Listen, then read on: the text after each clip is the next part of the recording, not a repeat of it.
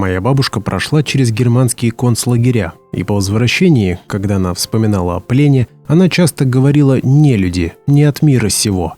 Кто же эти нелюди? Откуда они взялись? Попробуем понять в этом видео.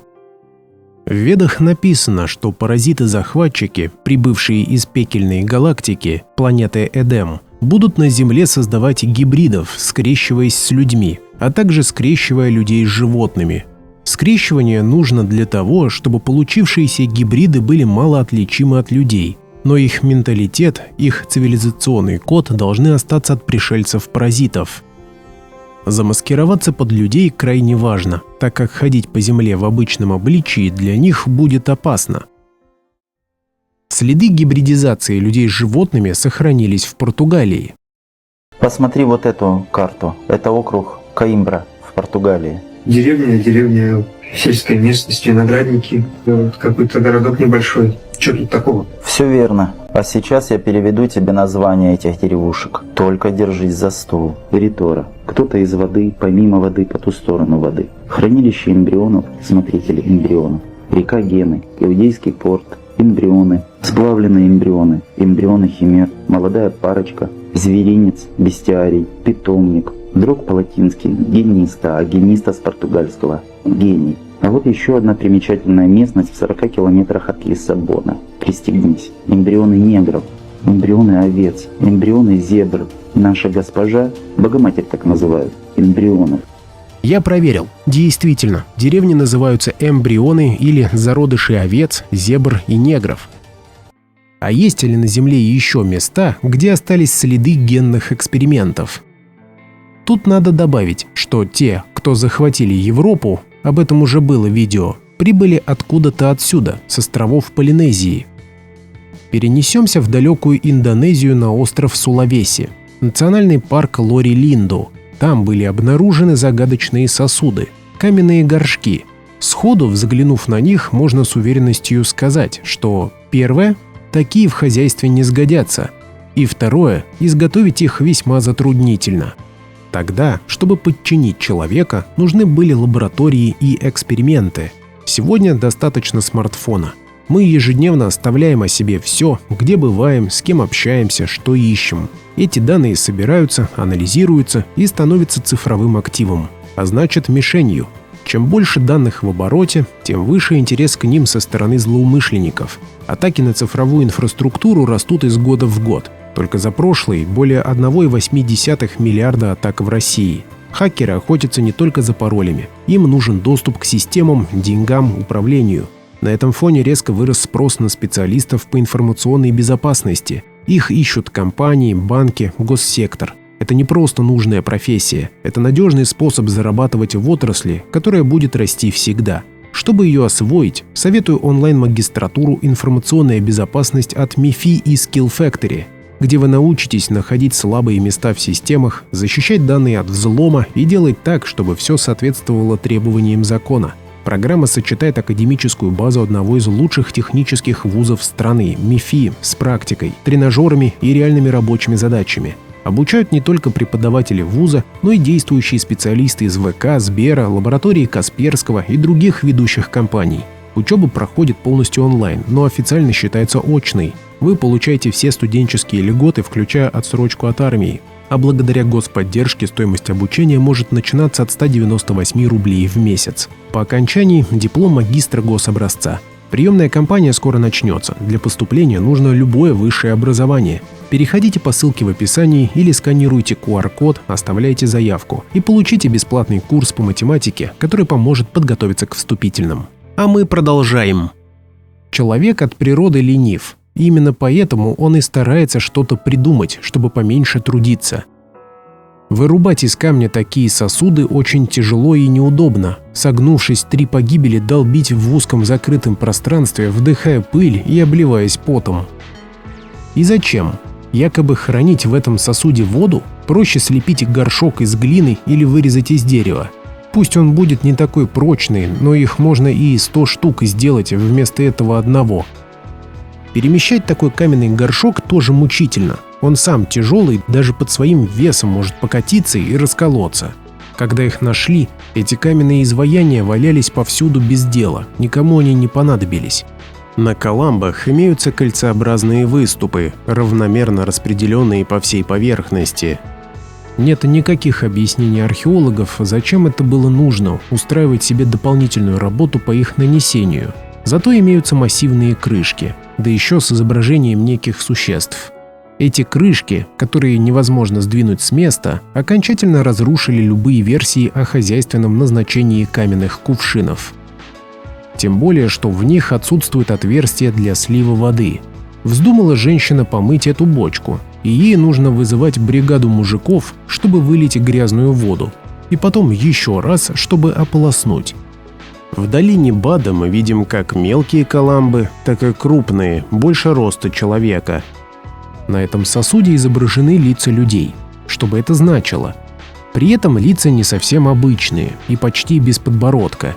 На статуе, которая находится рядом, такое же лицо.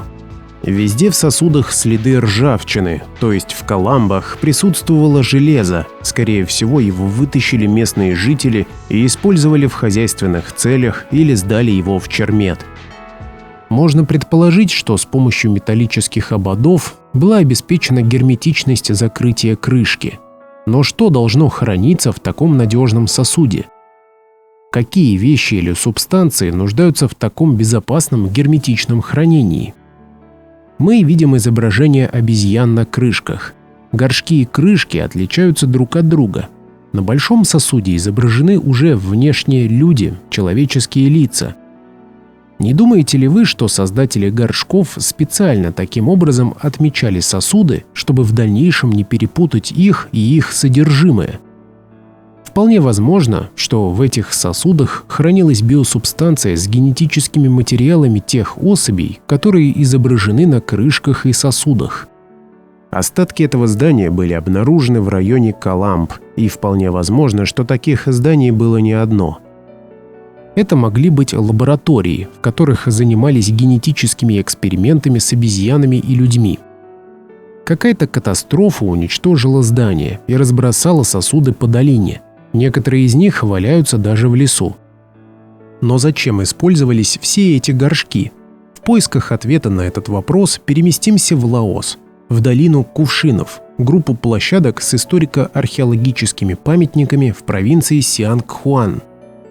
Эти кувшины находятся не так далеко от Сулавеси и очень напоминают индонезийские, но здесь они гораздо крупнее. Так вот, местные жители рассказывают, и исследованиями это подтвердилось, что тела умерших складывались в сосуды для последующего гниения, после чего оттуда убирались кости, которые окончательно хоронились на прилегающей местности.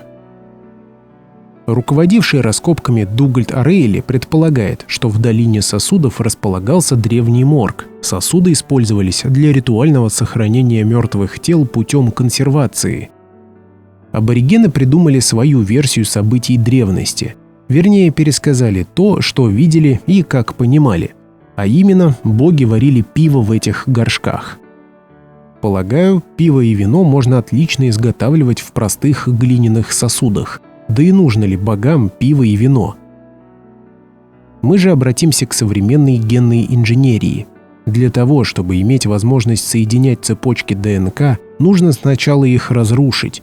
Фрагменты ДНК, предназначенные для клонирования, получают разными способами, в том числе гидролизом и дроблением. Затем эти фрагменты фракционируют по размеру. Постараюсь не мучить вас научной терминологией, а объяснить все на пальцах. Для получения генного материала нужно сначала разрушить биомассу, получив из нее некоторую субстанцию. Здесь мы подходим вплотную к разгадке тайны и назначения саркофагов, которые можно увидеть во всех уголках мира. Саркофаг переводится как «пожиратель плоти». Древние говорили нам прямо, это устройство для разложения трупов. Но зачем? Не проще ли просто закопать или сжечь? При этом напомню, и в Риме, и в Анатолии, и в Греции саркофаги устанавливались на постаменты и пьедесталы на видных местах, и в них даже имелись отверстия для слива субстанций. Не думаете ли вы, друзья, что саркофаги древнего мира, лаосские кувшины, индонезийские каламбы – это все устройство одного ряда? Разумеется, местные аборигены, не понимая, что делают великаны, а согласно легендам горшками занимались некие божественные существа огромного роста, придумали сказки, что они варили в них пиво для победы над врагами. Ребята занимались генной инженерией. Из имеющегося генного материала клепали самые разные существа в поисках наиболее удачного варианта. Если обратиться к методичке биологического факультета Белорусского государственного университета «Методы анализа нуклеиновых кислот», то там можно найти весь процесс получения генного материала и работы с ним. Классическая схема ПЦР-реакции, не буду называть ее по-научному, чтобы не сломать язык, но это процесс изготовления нужной цепочки ДНК из генного материала, то есть из разрушенных цепочек.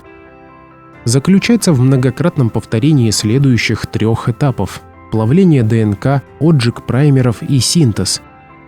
Но для получения генной субстанции требуется ее разложение. Для того, чтобы сделать это быстро, используют гидролиз – соляную или серную кислоты. А можно и просто разлагать плоть гниением, что и делали некие создания в прошлом.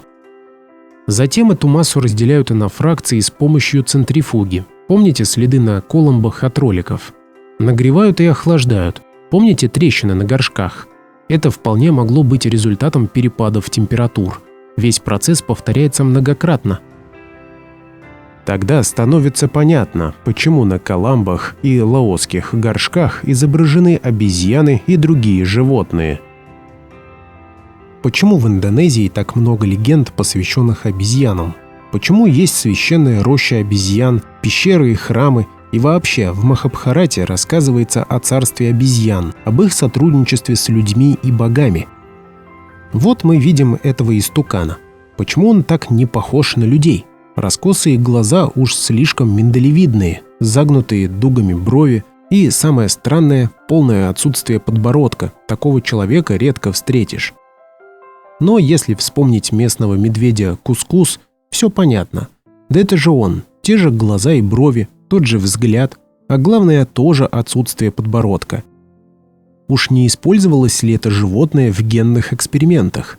Наверняка и, скорее всего, один из экземпляров генных гибридов, полученный древними учеными, были так схожи с Кускусом, что мы видим по этим статуям. Кстати, становится понятным, почему обе, так зовут этого гуманоида, изобразили с гениталиями, ведь способность к размножению – важное свойство вновь созданного существа. Продукт труда генных инженеров должен быть способным к увеличению поголовья нового вида. Информация, я думаю, сложная для восприятия, поэтому предлагаю на этом завершить первый ролик на эту тему. А в следующих продолжим. Пишите, что думаете об этом, ставьте варежку вверх, до новых встреч, пока!